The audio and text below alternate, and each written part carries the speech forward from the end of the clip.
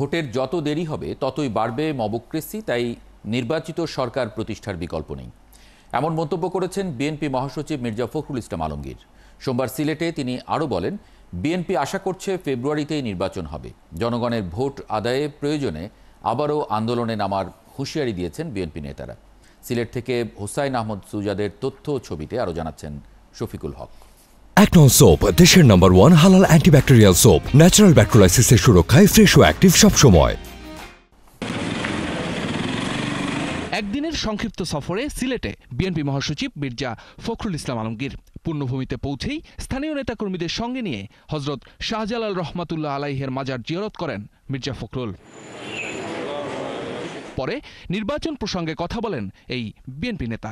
ফেব্রুয়ারিতে নির্বাচনের বিষয়ে প্রধান উপদেষ্টার আশ্বাসে আস্থা আছে বলেও জানান মির্জা ফখরুল। গণতন্ত্র ফিরে এলে দেশ সঠিক পথে এগিয়ে যাবে বলেও মন্তব্য করেন তিনি। ফেব্রুয়ারিতে নির্বাচনের একটা মোটামুটি আলোচনা হয়েছে। আমরা সবাই আশাবাদী যে এই নির্বাচনের মধ্য দিয়ে দেশ জাতি গণতন্ত্রে ফিরে যাবে এবং জনগণের যে গণতান্ত্রিক অধিকার সেটা প্রতিষ্ঠিত হবে। পরে শহরের একটি কমিউনিটি সেন্টারে বিএনপি চেয়ারপারসন বেগম খালেদা জিয়া ও ভারপ্রাপ্ত চেয়ারম্যান তারেক রহমানের রোগ মুক্তি ও সুস্বাস্থ্য কামনায় দোয়া অনুষ্ঠানে যোগ দেন বিএনপি নেতারা। আজকে বিএনপির বিরুদ্ধে সবাই ষড়যন্ত্রে লিপ্ত হয়েছে। বিএনপির অপরাধ, বিএনপি একটি সুষ্ঠু নির্বাচন চায়।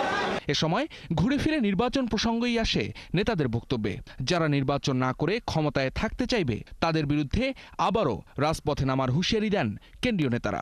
এক শ্রেণীর লোক আছে ক্ষমতার গদিতে বসে নির্বাচনকে কিভাবে পিছানো যায় কিংবা নির্বাচন না দিয়ে কিভাবে অনেকদিন ক্ষমতা টিকে থাকা যায় সেই চেষ্টা তারা করছে। ইনশাআল্লাহ বাংলাদেশের জনগণ 17 বছর যেভাবে আন্দোলন করেছে, দরকার পড়লে আমরা আবারও আন্দোলনে নামবো, কিন্তু এই ষড়যন্ত্রকারীদেরকে আমরা কখনোই বিজয়ী হতে দেব না। সহজে হবে না, অনেক বাধা দিতে চায়, আটকাতে চায়, দেরি করতে চায়। আমি পরিষ্কার করে বলতে চাই, সরকারকে বলতে চাই, অন্যান্য রাজনৈতিক দলগুলোকে বলতে চাই, যত নির্বাচনের দেরি হবে তত বাংলাদেশ পিছিয়ে যাবে, মবক্রেসি আরো বাড়বে, জুডিশিয়াল সিস্টেম ভেঙে পড়বে, আইন শৃঙ্খলা পরিস্থিতি ভেঙে পড়বে। সেই জন্য দরকার একটা নির্বাচিত সরকার। একই দিন বিকেলে গণঅভ্যুত্থানে সিলেট জেলার সকল শহীদদের স্মরণে এই অনুষ্ঠানের আয়োজন করে জেলা বিএনপি।